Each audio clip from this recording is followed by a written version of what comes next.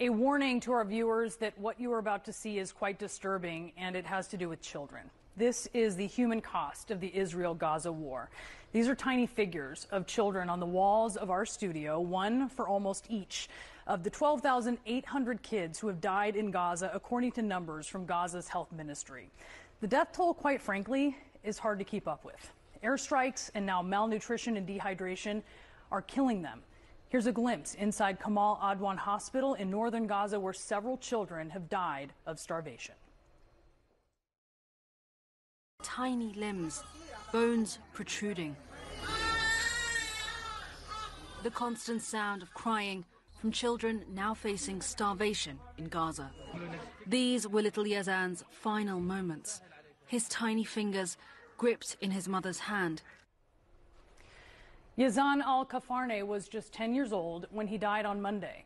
And a day later, UNICEF sounded this alarm. The babies of thousands of women who are due to give birth in the next month in the Gaza Strip are at risk of dying. Premature births are up. Mothers, dehydrated and traumatized, struggle to breastfeed. They can't find formula. They can't find clean water. And without relief, the threat from famine could eclipse that of airstrikes, like the one this past weekend in Rafah that killed 5-month-olds Wasim and Naim Abu Anza, twins, long awaited by their parents who finally conceived 11 years after they married, according to Reuters. Their mother, Rania, told the news agency, "We were asleep. We were not shooting and we were not fighting. What is their fault? What is their fault? What is her fault?" In October, an Israeli strike killed 11-year-old Malak Sharaf, along with her 10-year-old brother Malik, and their 6- and 3-year-old sisters Yasmin and Noor, according to the Washington Post. And 13 of their cousins also died.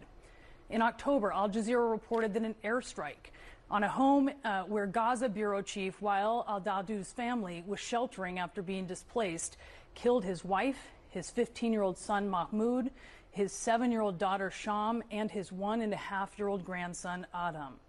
The distraught journalist carrying Adam's tiny body through Al-Aqsa Martyrs Hospital shortly afterward. It is pretty tough video to watch, and it's actually even worse than this because a statement from the family said that there were 12 members of the al-Dahdu family who were killed. 9 of them were children. In November, brother and sister Tariq and Reem, 5 and 3 years old, were asleep side by side when an airstrike killed them in southern Gaza. Their grandfather, Khalid Nabhan, told CNN he was wishing, hoping that they were only sleeping, but they weren't sleeping. They were gone. Al Jazeera reported that Salma Jaber was fleeing Gaza City with her family in December when they came under fire, and the 4-year-old was shot in the neck and died.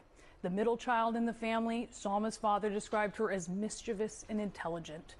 And in January, 6-year-old Hind Rajab was trapped in a car for days with the bodies of several family members, all killed trying to escape northern Gaza.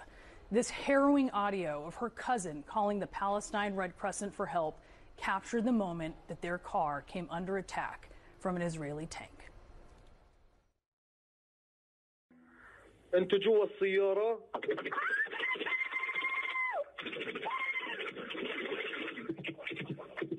الو الو. Hind's body was found the following month, along with 2 ambulance workers who had gone missing trying to rescue her. There are too many victims to name, there's too many to fathom, and there are countless orphans, like Lana, whose story CNN's Jomana Karadje told. 6-year-old Lana was under the rubble of her home for 3 days.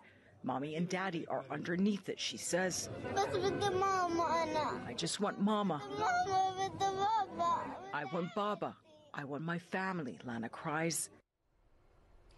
According to figures from the Gaza Health Ministry, more than 72,000 Palestinians have been injured since the start of the war, and a large proportion of them are children.